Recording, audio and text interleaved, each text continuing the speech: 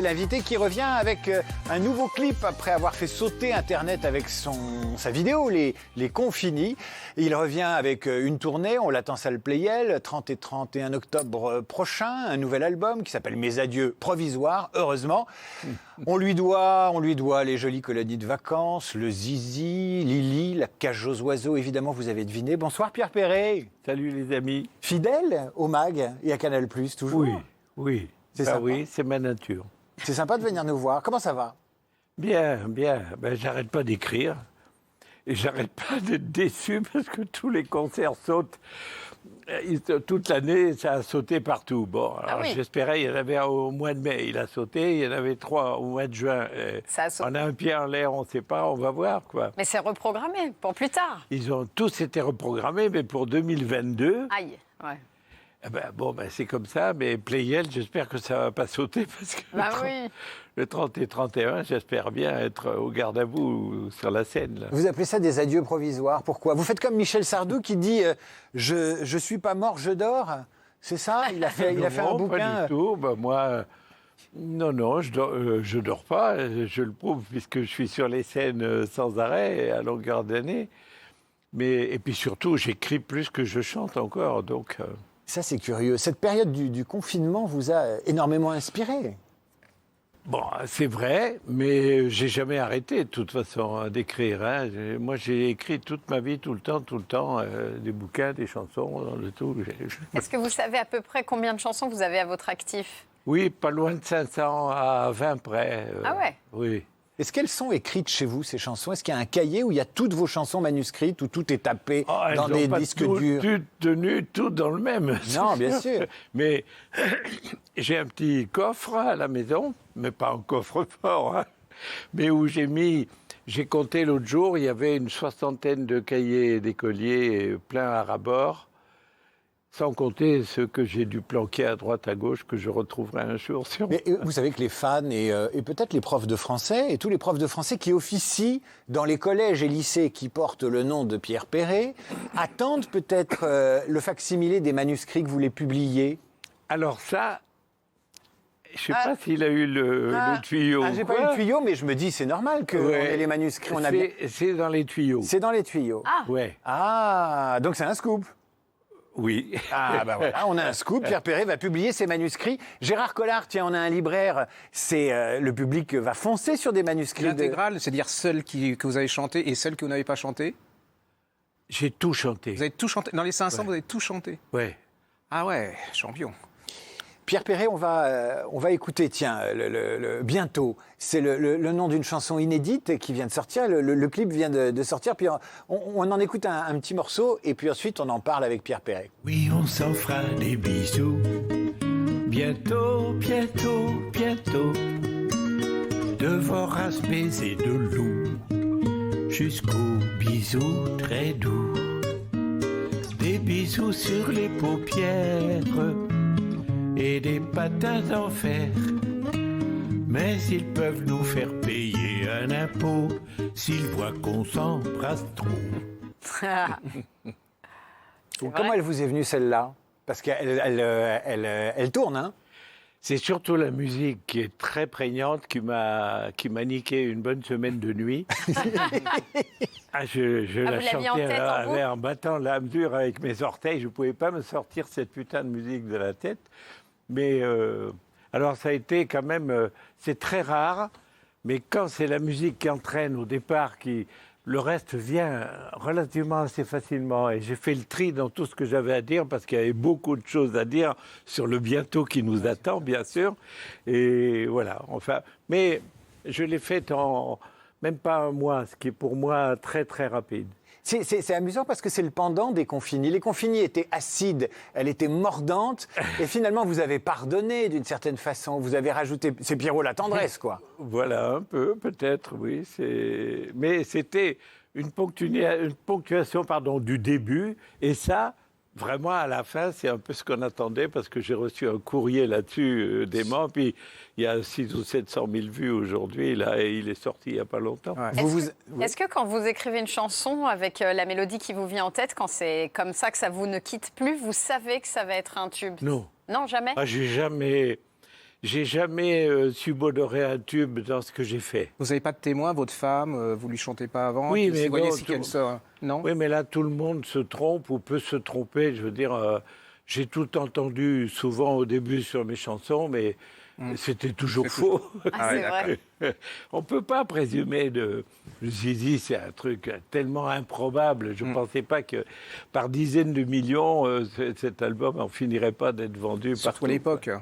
Oui, Surtout à l'époque, ouais. aussi, oui. Pierre Perret, Mes adieux provisoires. Donc c'est ce double album qui sort. Alors il y a évidemment des inédits dedans, mais on va retrouver celui d'Alice, chanson plus que coquine, Lily, La vaisselle cassée, Le plombier biais, c'est un beau métier. Je les ai toutes chantées à l'école maternelle, moi celle-là. Pourquoi Mes adieux provisoires? Bon, c'est parce que, bon, à l'âge que j'ai aujourd'hui, je ne vais pas chanter 20 ans de plus, ça c'est sûr. Donc, il y a un de ces matins où je sentirai les cannes qui flageolent, ou etc., si ça m'arrive, je partirai sur la pointe des nougats, on n'entendra plus parler de moi, puis c'est fini. C'est pas grave, c'est mes chansons qui resteront après. Ce qui va nous manquer, Pierre Perret, même si vous avez encore une longue carrière de jeune débutant devant vous, c'est vous êtes quasiment le seul à la télé et dans les médias qui parlent encore l'argot. Et l'argot est une langue qui est en train de se perdre. Oh, c'est pas tellement l'argot, c'est vraiment une coloration de la langue qui est très très multiple chez moi, à partir de vocables très très variés. C'est pas spécifiquement de l'argot. Ben, j'ai les nougats qui flageolent quand même. Oui, vous venez bon, de le ben, dire là. Ben moi, quand j'étais gamin, près du café de mes parents, tous les gens parlaient comme ça. Il y avait beaucoup de gens qui parlaient un parler populaire. C'était pas... Aujourd'hui, ça s'est perdu. C'est vrai que ça se perd. Ouais. Il y avait Voilà. Frédéric Dard. Frédéric Oui, Dard, qui était il avait un parler populaire avec Berruyer, San Antonio. Il y avait il y a Audiard. Pierre Perret. Il y avait Audiard. Ouais, il y a Renaud aussi, d'une certaine Ouais. façon, qui avait un parler comme ça. Il y avait très- Audiard qui Ouais. était effectivement un des rois et avec qui de temps en temps on becquetait chez Lino, qui lui écrivait toujours ses dialogues et tout ça. ouais. Et Audiard, plus d'une fois, m'a dit « Mais Pierrot, pourquoi tu n'écris pas des dialogues quand tu veux, je te... Ben, j'ai dit, mais moi je fais des chansons, je peux pas tout faire. C'est ça, c'est ça qui est formidable chez Pierre Perret, c'est qu'on a la chance de recevoir quelqu'un qui a becqueté avec Lino Ventura et Michel Audiard. Oui. Il n'y en a pas d'autres aujourd'hui. Il n'y en a pas d'autres qui ont partagé le pain avec Michel Audiard, et plus Oh, que le il pain et doit le bien y en pinard. avoir, bien sûr. Qu'est-ce qui vous rend heureux aujourd'hui, Pierre Perret? Qu'est-ce qui vous réjouit dans l'époque, plus exactement? Pas facile hein, de Ah répondre. bah, surtout en ce moment, oui. Et C'est ça pas... serait plutôt dans l'autre sens. Hein. Ouais, qu'est-ce qui vous agace dans l'époque? Ouais. Ah, mais vous êtes d'une nature positive, mais j'avais Oui. prévu la question aussi. Non, absolument. Non, j'ai simplement déploré pendant toute cette période qu'on vient de traverser, qui nous ait pris pour des neuneux, qui nous ait infantilisés à ce point-là, et qui nous ont dit au bout du compte, attention, parce que vous allez aller au piquet en plus. Voilà, leurs 160 € et toutes ces conneries-là. J'ai 135. vomi ça, j'ai trouvé ça mais vraiment irresponsable quoi, de prendre les gens pour des cons comme ça. Bon, ben voilà, moi je... Mais en même temps, les Pierre Perret, Pierre Finalement, Perret, les vous êtes... confinis, c'est pas nous, ce ne sont pas nous. Les confinis, c'est pas nous, non. Mais c'est ce que j'ai dit dans la chute de ma Bien chanson. sûr, exactement. Vous Exactement. resterez pour la vie des confinis. Exactement. Et Et en je même- ne retire rien à ce que j'ai dit. D'accord, mais Pierre Perret, vous êtes l'assuré social d'un pays qui vous a vacciné, qui a pris soin de vous, Oui. qui est un pays libre, C'est pas de avec leur un faute, gouvernement et un état de droit. Mon Dieu, ça compte quand même. Oui, oui, non, mais j'en suis Vous êtes conscient de reconnaissant. ça? Oui, absolument, mais je crache pas dans la soupe. je dis On simplement postillonne. qu'il y a des gens qui ont des responsabilités qui les dépassent peut-être et dont la maturité n'est peut-être pas aboutie non plus. Voilà. Ils n'ont pas vu autant de Je ne choses que vous. citerai pas de nom. Pierre Perret, je renouvelle ma question. Qu'est-ce qui vous rend heureux aujourd'hui dans l'époque? Il y a bien des petites choses positives que vous observez dans l'époque contemporaine et qui vous rendent heureux. Il n'y a pas grand-chose. Est-ce que ça vous rassure pas de savoir que vous laissez un tel patrimoine quand même musical?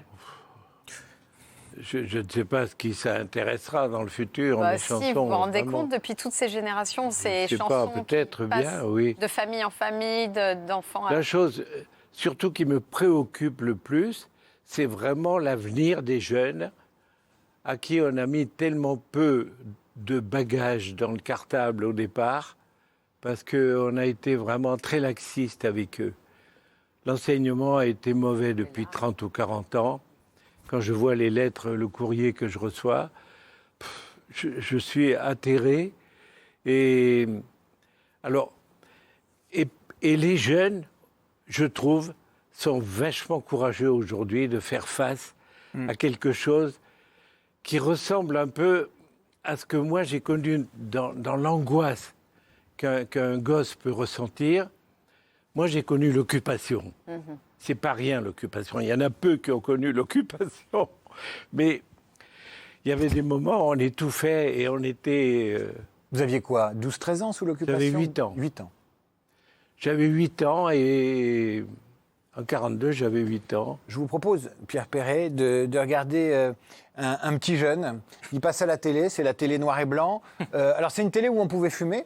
Le petit jeune a un cigare. Et le malheureux, il raconte qu'il est censuré par le politiquement correct, dites ça. Oh, déjà. Non. Mais si, je vous Ça me assure. permet de chanter des choses aujourd'hui qui, finalement, passent très bien, sont très bien acceptées, alors qu'à l'époque, on m'a fait toute une... On m'a vraiment fait une pendule.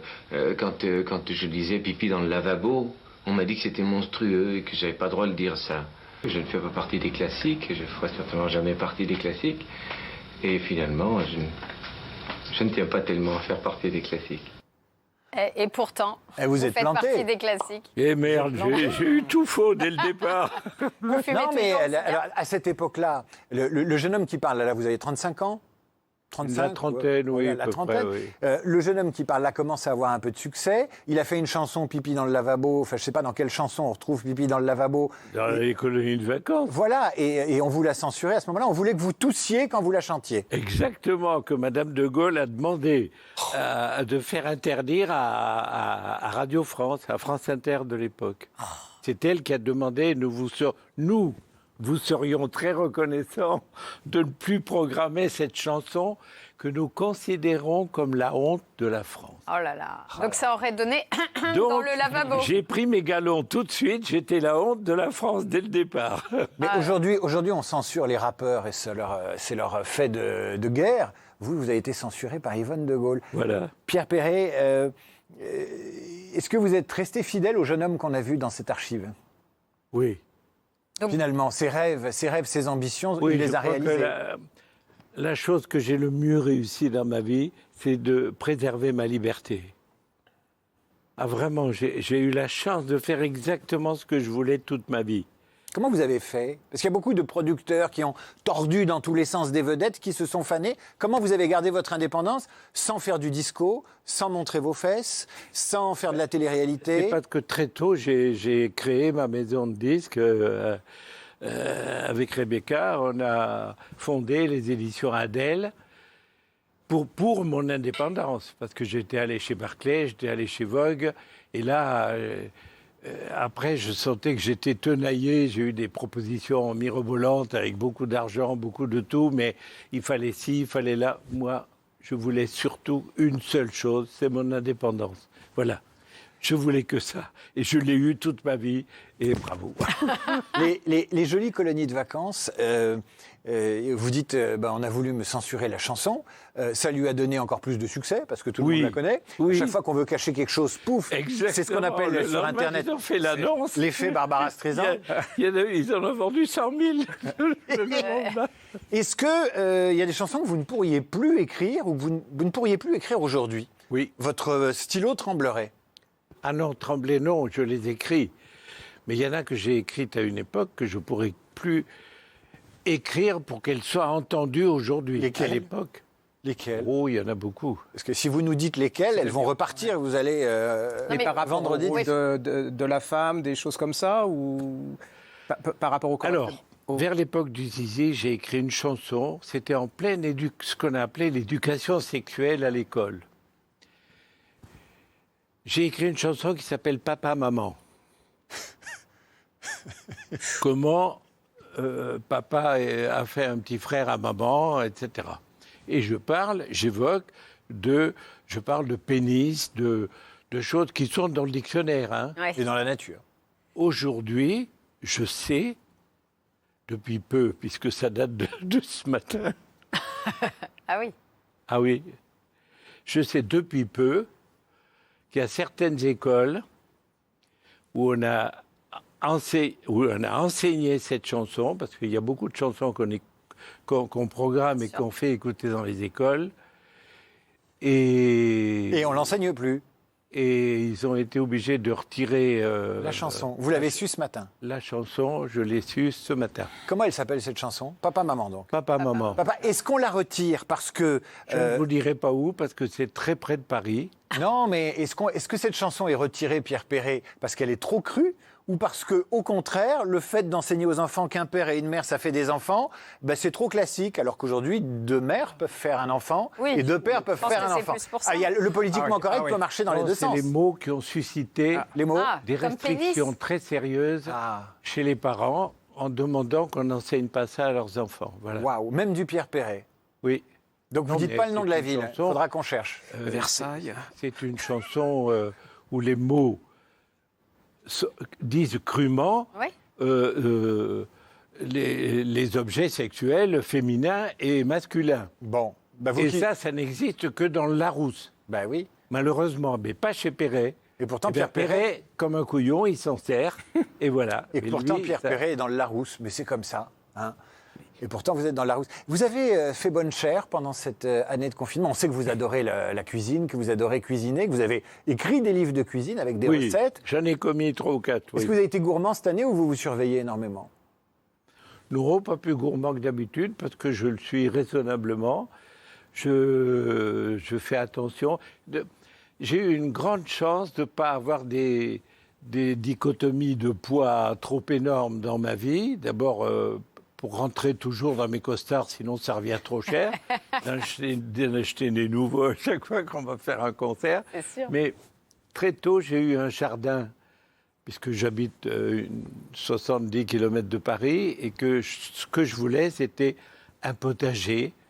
Et à partir de là, toute l'alimentation de toute ma vie, ça a été que des produits naturels, tout le temps, de la maison. Et il était super en avance. Je trouve que c'est un philosophe de la vie. Enfin, moi, je trouve qu'il restera éternel parce qu'il nous apprend les plaisirs de la vie, les petits plaisirs simples de la vie. C'est-à-dire que maintenant, si on n'a pas de voiture, je sais pas quoi, et vous, on vous écoute, un bisou, la bonne gourmandise, pisser dans le lavabo, cultiver ses légumes, c'est ça les plaisirs de la vie. C'est ça les plaisirs de la vie, et je trouve que c'est une philosophie. Mais oui. Et on vous voyait fumer tout à l'heure le cigare. Vous fumez toujours le cigare, Pierre Perret? Non. Non. Sauf si c'est un anniversaire et que j'ai très envie. Pourquoi pas? Mais non, mais j'ai jamais fumé une cigarette de ma vie. Ouais. J'ai jamais touché à un joint, toutes ces conneries-là. Non. Mais les bonnes bouteilles, oui. Alors voilà, je bois de temps en temps des bonnes bouteilles, de Bourgogne, de Bordeaux, de tas de vins de partout, mais c'est tout. Mais avec beaucoup de discernement et à propos toujours d'un plat, etc. Ouais, je choisis avec modération. Gérard. Oui. Gérard, moi, je parle gastronomie. Oui, mais moi je voulais dire que je serais redevable toute ma vie à ce monsieur parce qu'il m'a fait découvrir Paul Léoto. Et sans lui, j'aurais jamais lu les chroniques de Maurice Boissor et le journal littéraire de Léoto. Et ça c'est pas mal, j'en suis fier. Ah oui, là, pour moi, c'est un des plus beaux. Faites-nous découvrir des livres. Alors, j'ai choisi des livres un peu pour Pierre, parce qu'il y a un monsieur qui est cuisinier italien qui s'appelle Tommaso Melilli, en plus, Melilli. Ça s'appelle L'écume des pâtes à la recherche de la vraie cuisine italienne. C'est chez Stock. Alors, c'est un monsieur qui est jeune, il vient en France pour étudier la littérature. Et puis, les hasards de la vie font qu'il va devenir cuisinier. Il va devenir cuisinier dans l'Est de Paris, dans un truc un peu branchouille. Il est italien, puis à un moment, il se dit « mais je ne connais pas grand-chose à la cuisine italienne ». Donc, il décide de repartir, de retrouver ses racines. Il va parcourir tous les restos, devenir être dans les brigades, dans les cuisines, au sud d'Italie, dans le nord de l'Italie. Il va faire le tour. Et il va vous raconter la cuisine italienne, la gastronomie, les cuisiniers, les saveurs, comment faire cuire des pâtes, les artichauts et tout. C'est vraiment absolument un délice. C'est à travers la cuisine, il va retrouver ses racines et retrouver qui il est. Et c'est une histoire de l'Italie à travers ces gens, le quotidien. C'est absolument savoureux, c'est somptueux. Moi, je ne suis pas très cuisine, je le reconnais. Et là, ça vous donne envie de cuisiner des pâtes, d'aller voir comment ça se fait. C'est un magnifique... Vous ressortez de là-dedans, vous avez pris un... Voilà, c'est comme si vous aviez été... De toute façon, la cuisine, c'est une ouverture sur la vie. Mais absolument. Et par 1000 chemins... D'abord, la conversation, la littérature, l'intelligence, tout se déploie autour d'une table et on peut aborder 1000 sujets. Et on oublie les soucis en cuisinant. On oublie les Ouais. soucis. Et alors on reste en Italie. On reste en C'est un Italie, on truc va à génial Palerme. qui s'appelle Les Lions de Sicile de Stéphanie Ozzi, c'est chez Albin Michel. On est dans Calabre, il y a un tremblement de terre dans 1799. C'est terrible. Il y a un couple et ses 2 enfants qui décident de partir en Sicile et de réussir leur vie. Alors ça va être très très très très dur hein, parce qu'on n'aime pas les Calabrais, ça sent la sueur, c'est des pauvres. Et ils vont monter un commerce et ça va devenir c'est une histoire vraie, hein, ça va devenir une des plus grosses fortunes italiennes. Alors c'est toute l'Italie du Sud, c'est le guépard, vous voyez le guépard, les aristocrates, et eux non, c'est les nouveaux bourgeois qui vont bousculer la famille d'aristocrates. Et alors il y a de l'amour, et alors plus il y a un truc extraordinaire, c'est-à-dire qu'ils sont 2 frères, ils vont aimer la même femme. Donc voilà, ça va commencer le début à des se emmerdements. castagner. On retrouve la nourriture, les saveurs, ça ressemble à du Dumas. C'est vraiment c'est le premier de 3 tomes, hein, et ça va être absolument, à mon avis, ça va être un énorme succès cette année parce qu'une fois que vous êtes dedans, vous ne lâchez plus, puis en plus vous prenez un coup de soleil. C'est-à-dire que là, vous voyez le temps qu'il fait en ce moment. Vous ouvrez ça, vous mettez en t-shirt, vous avez, il fait chaud et tout. Il y a des jolies femmes, il y a de l'amour. Ça risque d'être adapté alors sans doute. Ah ça c'est possible. Ah ouais. ouais. Mais allez-y, c'est vraiment là. Vous allez passer les 2 bouquins là. Voilà, c'est comme le meilleur de la gastronomie italienne. Merci Gérard. Je vous en prie. Je voulais vous poser une question sur l'écriture inclusive. Vous qui avez passé votre temps à chanter l'inclusion, vous avez inclus les migrants, vous avez inclus les femmes, vous avez inclus les femmes agressées, les femmes violées dans Mon Petit Loup. Vous avez essayé de rassembler la société française. J'ai des plus récentes, j'ai écrit Femmes battues. Évidemment. Est-ce que l'écriture inclusive, ça vous branche ou pas? Ah non. J'ai horreur de ça. Pourquoi? Qu'est-ce qui vous bloque? Parce que c'est plus le français d'avant. Parce que c'est pas ça le français. Et c'est pas une évolution du français. Contrairement à ce qu'on croit, c'est pas une évolution du français. Au contraire, c'est un pas en arrière pour moi.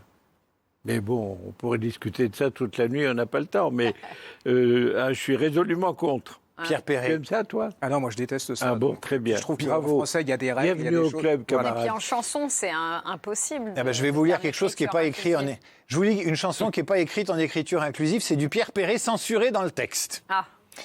Comme papa a fait un petit frère à maman, c'est à l'école qu'on nous l'apprend. Ça ne vaut pas la peine de se frapper le bocal, on se demande tout de même comment ils font pour pas se faire mal. Le prof a expliqué comment papa aime maman. Ils ferment la porte à clé, ils arrachent tous leurs vêtements, ils se caressent, ils soupirent, ils se sucent la tirelire, ils se mettent en position et ils constatent une érection. Quand la verge a durci, c'est que les bourses remontent en trop. Le vagin qui voit ainsi que c'est pas le moment de louper le métro, dispose la salle des fêtes, se lubrifie la pâquerette. Le pénis, quant à lui, il entre et il fait comme chez lui. C'est C'est génial, formidable. c'est génial. C'est du Rabelais, c'est du Ronsard, c'est du Pierre Perret. Alors, il y en a qui ont trouvé opportun, dans certaines écoles, d'enseigner ça comme éducation aux enfants, parce sûr. qu'on comprend tout, et les mots qui ont fait hurler ceux qui ont hurlé sont tous dans le dictionnaire, vous le savez bien. Bien Vous entendu, les avez mais c'est tous l'arrangement lus, des c'est pas mots. moi qui les ai inventés.